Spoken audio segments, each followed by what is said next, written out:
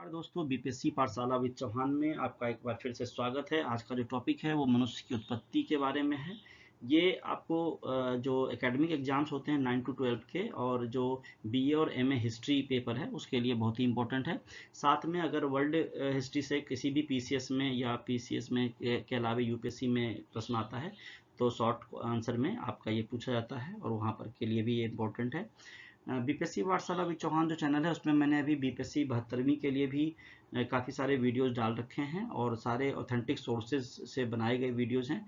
इसका फ़ायदा ज़रूर उठाइए, चैनल पे विजिट कीजिए और इसे लाइक और सब्सक्राइब कीजिए, दोस्तों से भी शेयर कीजिए। तो चलिए बिना समय गंवाए मनुष्य की उत्पत्ति की बात करते हैं। छोटा सा वीडियो होगा लेकिन आपके लिए बहुत ही इंपॉर्टेंट होगा। कोई भी प्रश्न अगर मनुष्य की उत्पत्ति से आएगा तो आप मेंस में उसे लिख पाओगे। तो चलिए इस पर बात करते हैं। मनुष्य की उत्पत्ति, हम सभी जानते हैं कि मानव की उत्पत्ति अफ्रीका में हुई थी। आदिकालीन पूर्वजों में जो सबसे पहले आए थे वो ऑस्ट्रेलोपिथिकस थे, जो कि 20 से 40 लाख वर्ष पहले के। मैंने आरंभिक मानव पर भी एक वीडियो बनाया है जिसमें मैंने बताया कि कैसे वो अफ्रीका में थे, फिर बाद में आगे बढ़ के अमेरिका और अफ्रीका, ये अमेरिका और यूरोप तक आए और बाद में एशिया तक आए, तो उसको भी आप जरूर देखिएगा। तो मनुष्य की उत्पत्ति की बात कर रहे हैं तो इनके अवशेष जो हैं वो तंजानिया और इथोपिया से मिले हैं। वे 2 पैरों पे चलते थे और लगभग 3.8 इंच मतलब 3 फुट 8 इंच के थे। इससे इस तथ्य को समझने में सहायता मिली कि बानर हमारे पूर्वज कैसे हुए। बानरों की जो हाइट अभी भी आप देखोगे वो 3-4 फीट के आसपास ही होती है। विद्वानों में इस बात पर भी एकमतता नहीं है कि होमो हेबिलस ऑस्ट्रेलोपिथिकस के वंशज थे भी या नहीं, क्योंकि इनका मस्तिष्क का आकार जो है वो इनका मस्तिष्क भी आकार में ज़्यादा विकसित था, इसलिए उन्हें कन्फ्यूजन है। औजारों का प्रयोग वो जानते थे उत्पत्ति के समय से में ही।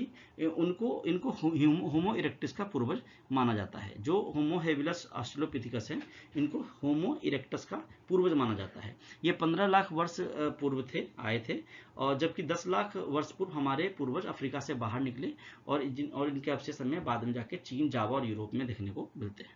मस्तिष्क का जब आकार बढ़ा तो इसके आकार के बढ़ने से अच्छे औजार बनाए गए, आग के प्रयोग को भी समझा गया और आगे हमारे पूर्वज जो है वो मांसाहारी बने, जिससे खाद्य की समस्या सुलझी। इस लाइन को लिखने का मतलब मेरा ये है कि पहले जो थे हम वो खाद्य सामग्री के लिए फल फूल कंदमूल पर डिपेंड करते थे। जब हमने आग का आविष्कार किया और शिकार सीखा तो फिर हम जानवरों को मारने लगे, हमारे पूर्वज, तो वो मांसाहारी बने। तो जब और जानवरों की कमी थी नहीं, तो जब मांसाहारी बने तो खाद्य की समस्या भी सुलझी। 3.5 लाख वर्ष पहले क्या हुआ कि निएंडरथल आए, जो बिल्कुल उसके बाद ज्ञानी मानव आ जाएगा।